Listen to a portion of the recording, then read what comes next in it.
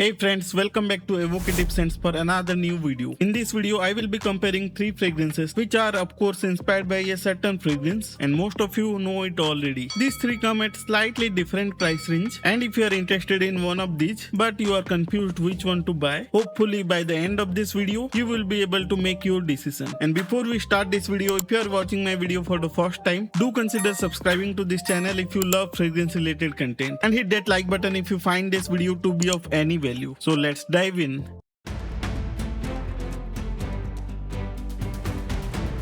When we are talking about these fragrances which are inspired from a certain fragrance, it is very important to know what these fragrances smell like. And since all of these three fragrances are being compared, it is not surprising that they have many facets in common, whether be it the opening fresh mint or the strong use of lavender, along with a hint of tobacco and with lot of sweetness. And for some reason, if you don't like sweet fragrances, none of these fragrances are for you. Personally, I do love sweet fragrances and all of these three fragrances are really compliment magnet and I absolutely love them. None of these perfumes are suitable for hot weather or summer season and are definitely targeted for fall and winter season. And although these fragrances are marketed for men, if you like sweet and aromatic fragrances with a touch of tobacco, these can be pretty much unisex. So let's begin with the presentation of all of these three fragrances. And if you have any of these three fragrances, other two will be a bit redundant. Starting with the Armaf Club de Nuit Lionheart, there has been some changes from the regular Club de Nuit lineup. Like to start off, it comes in a 100 ml bottle instead of the usual 105 ml. And we really appreciate something extra, isn't it? But sadly, this is not the case here. The bottle is of matte finish and there is a lion medallion on the front.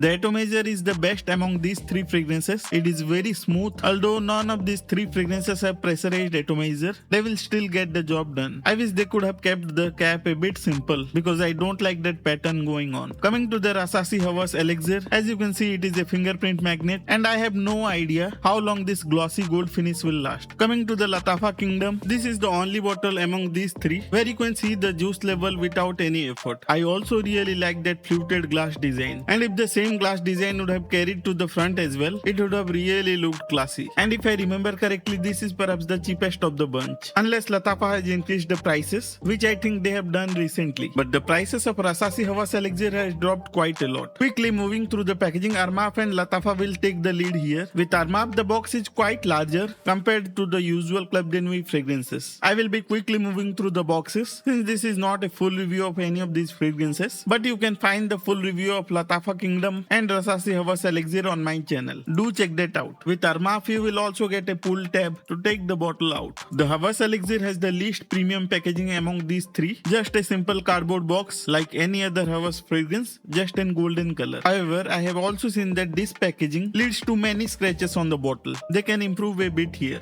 And finally to the Lattafa Kingdom, the packaging is good here, nothing to complain about. The box is sturdy and the bottle will remain in good shape, and that's what you want from the packaging. Quickly moving through all the sides of this box, and all of these fragrances come with hologram for the authenticity. Do check that out before buying any fragrance. One little thing I had missed out on was the magnetic flap and the note breakdown of this fragrance so that you know what you are getting with the fragrance. I would give the Armaf a 9 out of 10, Havas Elixir 8 and Lattafa Kingdom 9. Coming to the smell, despite being the most affordable one, the Lattafa Kingdom is actually very good. With time I am getting a lot more tobacco. The sweetness is there but it is not exactly like Le Male Elixir. And when I am smelling this side by side, I am getting slightly less lavender with the Lattafa Kingdom. However, it captures most of the essence of the fragrance that it is inspired from. The performance of Lattafa Kingdom is the least among these three fragrances, but still you are going to get that 6 to 8 hours of longevity on clothes. So that's not bad by any means. If you can get this perfume for under 2000 Indian rupees, this one is still a good purchase. And if you are interested in this fragrance, I would suggest you to watch the full review where I have covered it in even more details. And if you have tried this fragrance, I would love to read your thoughts on this perfume. And now to the Havas Elixir. And although this perfume is still inspired from that same fragrance, I consider this more as a twist. It has got a very strong minty opening, even more prominent than the Le Male Elixir. The sweetness of this perfume is a lot more darker. I would say more like a chocolatey sweetness rather than honey and vanilla.